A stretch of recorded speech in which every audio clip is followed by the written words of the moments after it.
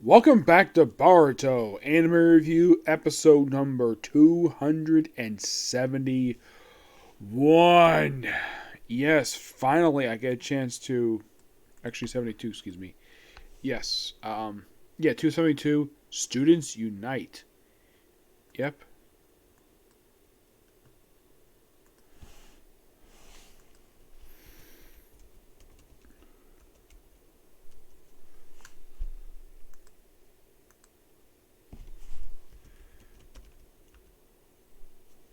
Here we go.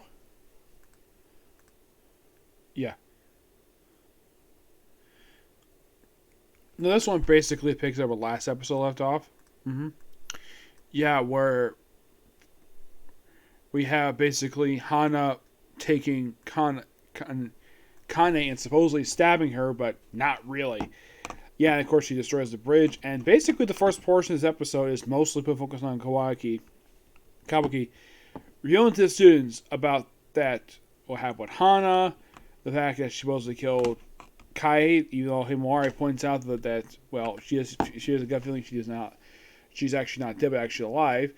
And also the fact that Kawaki reveals to his classmates that he's an actual shinobi. Yeah, shows off his ninja headband. Ninja headband that these students won't receive until they graduate. Yep. So So basically they get across the destroyed bridge by a rope. Yes, a rope tied with a kunai. Throw it across. Swing across. Now first, apparently the writers of the episode who wrote these episodes finally remembers, oh yeah, Himawari's got the Byakugan. I'm kind of like, why the heck did you forget the fact that she had this? She's had this since that flashback story. Since the thing about Naruto became Hokage. She's had it since then. And half the time, I think the writers forget the fact she has it. And now apparently, remember, oh yeah, she does. She tries, but doesn't really, it fails, basically, because she's not much stamina. So, after you get across, and thanks to using one of the kids' insects, similar to Shino. So they find her, and they find out where she is. Well, they can't exactly, to figure out where can they be, and the place is dense. So apparently, one who runs the newspaper remembers, oh yeah, there was actually a man and a woman who basically was training for a while, where they fell in love, and when they get back to shore, they broke up. And the reason is really stupid. Apparently, they couldn't do the dishes. And they say, oh yeah, that's a good reason to break up with somebody.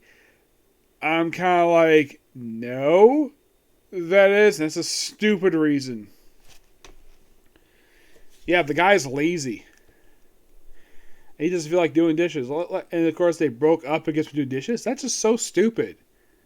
Yeah, I thought that the whole idea of this story was fine. I had no problem with it, but the reason the breakup was utterly stupid. Yeah, stupid. So, oh yeah, we can see like the coastline stuff, rock trails. Oh yeah, and there's very few points out you can actually bring a boat towards. Basically, they revealed that she's actually at the coastline.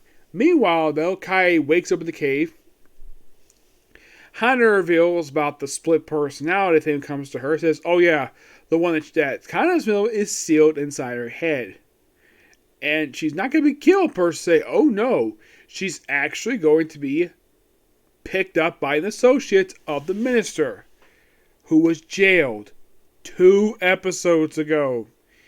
Yep, so they want to free him and use her as a bargaining chip. He's like, nope, not doing that. Of course, she tries to escape. Of course, they do find the cave pretty easily. So, that's when, of course, when Kawaki reveals about him being a shinobi, at that point revealed that.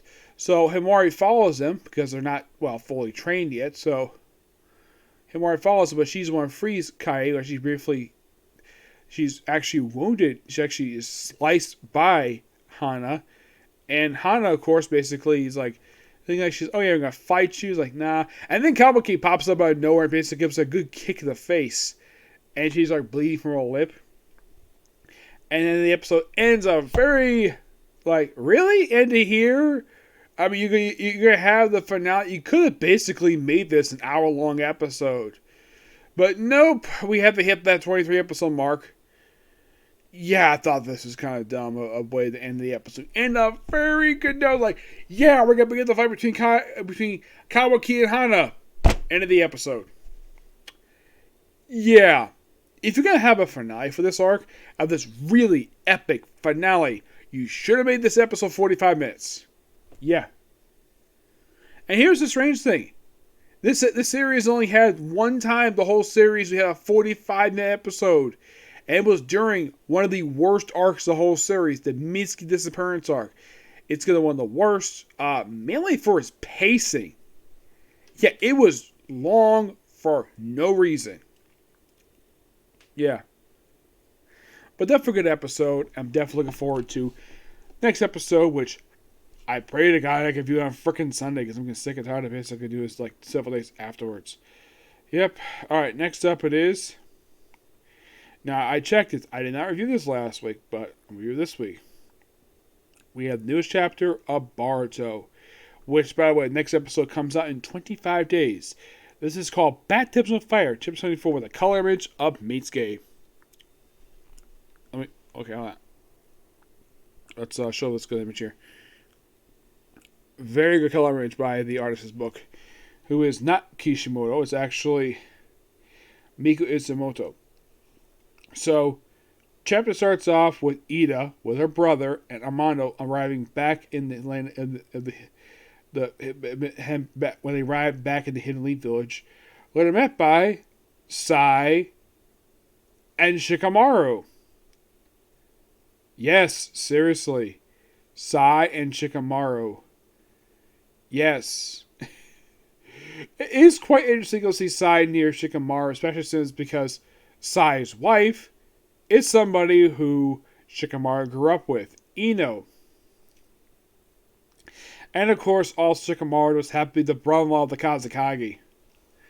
Welcome to the Koa village. And Daemon, here we come. And it was like, so beautiful. Everyone's like, what? So beautiful? I can't. You can skip the stiff greeting, Shikadeer. I know you're playing very well. Your current proposal is intriguing. I humbly accept. Thank you. Thought you might. Let's stay with little brother. You must be tired. I'll take your longest. Please follow me. Okay. Don't need a guide. And she floats. Yeah, she freaking floats. Woohoo! Big sis is flying. He's don't stand out. We'll go from above. I have a situation. Go right ahead. Susan have plenty. And Armando comes out. And a comment fee. Yep. Meanwhile, though, at the... Let's just call this thing a BNB, an Airbnb. Basically, that's what it is. It's basically like a house in the middle of nowhere. Yeah. Don't know where this house came from.